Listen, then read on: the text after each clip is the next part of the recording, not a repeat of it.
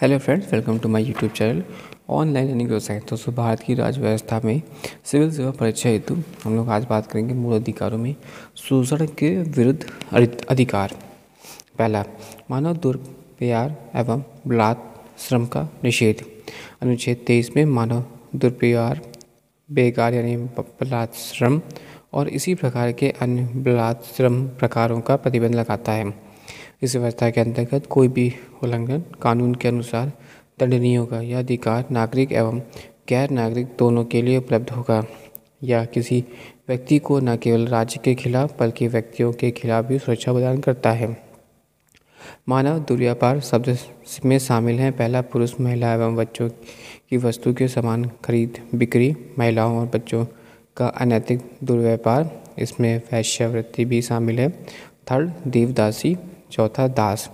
इस तरह के कृत्यों पर दंडित करने के लिए संसद ने अनैतिक दुर्व्यापार निवारण अधिनियम 1956 बनाया है। बेकार का अर्थ है बिना पारिश्रमिक के काम कराना। यह एक विशिष्ट भारतीय व्यवस्था थी जिसके तहत क्षेत्रीय जमींदार कभी भी अपने नौकरों या उधार लेने वालों से बिना कोई भुगतान किए कार्य कराते थे। अनुच्छेद 23 बेकार के अलावा बलात् श्रम के अन्य प्रकारों तथा यथा बंधुआ मजदूरों को भी रोक लगाता है। बलात् श्रम का अर्थ है कि किसी व्यक्ति की इच्छा के विरुद्ध उससे कार्य लेना। बलात् श्रम में केवल शारीरिक अथवा कानूनी बलात् स्थिति शामिल नहीं है, बल्कि इसमें आर्थिक परिस्थितियों से भी उत्पन्न बाध्यता तथा यथा न्यूनतम मजदूरी से कम कर काम कराना आदि शामिल है। इस संबंध में बंधुआ मजदूरों की व्यवस्था निर्देशन अधिनियम 1976, न्यूनतम मजदूरी अधिनियम 1948, ठेका श्रमिक अधिनियम 1970 और सामान्य पारिश्रमिक अधिनियम 1976 बनाए गए। अनुच्छेद 23 में इस उपबंध के अपवाद का भी प्रावधान है। यह राज्य को अनुमति प्रदान करता है कि सार्वजनिक उद्देश्यों के लिए अनिवार्य सेवा, उदाहरण के लिए सैन्य सेवा एवं सामाजिक सेवा आरोपित कर सकता है, जिनके लिए वह धन देने को बाध्य नहीं है, लेकिन इस तरह की सेवा में लगाने में राज्य का धर्म, जाति या वर्ग के आधार पर भेदभाव की अनुमति नहीं है। कारखानों आदि में बालकों के नियोजन का निषेध। अनुच्छेद 24 में किसी फैक्ट्री, खान अथवा अन्य परिसंकटमय गतिविधियों यथा निर्माण कार्य अथवा रेलवे के 14 वर्ष से कम उम्र के बच्चों के नियोजन का प्रतिषेध करता है, लेकिन यह प्रतिषेध किसी नुकसान न पहुंचाने वाले अथवा निर्दोष कार्यों में नियोजन का प्रतिषेध नहीं करता। बाल श्रम अधिनियम यानी प्रतिषेध एवं नियमन अधिनियम 1986 इस दिशा में सर्वाधिक महत्वपूर्ण कानून है।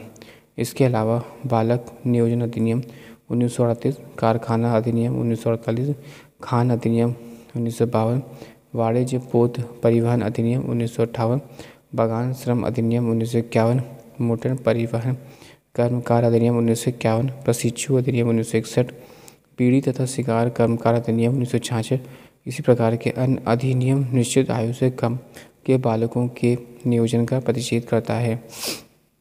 1996 में उच्चतम न्यायालय में बाल श्रम पुनर्वास कल्याण कोष की स्थापना का निर्देश दिया, जिसमें बालकों को नियोजित करने वाले द्वारा प्रति बालक 20,000 रुपये जमा कराने का प्रावधान है। इसने बच्चों की शिक्षा, स्वास्थ्य एवं पोषण में भी सुधार के निर्देश दिए। बालक अधिकार संरक्षण आयोग अधिनियम 2005 बालकों के अधिकारों के संरक्षण के लिए एक राष्ट्रीय आयोग और राज्य आयोगों की स्थापना और बालकों के विरुद्ध अपराधों अथवा बालक अधिकारों के उल्लंघन पर शीघ्र विचारण के लिए अधिनियमित किया गया।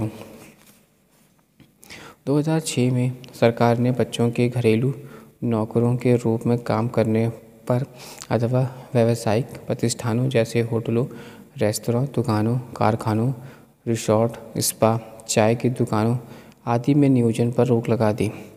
इसमें 14 वर्ष से कम आयु के बच्चों को नियोजित करने वालों के विरुद्ध अभियोजन और दंडात्मक कार्रवाई की चेतावनी दी गई।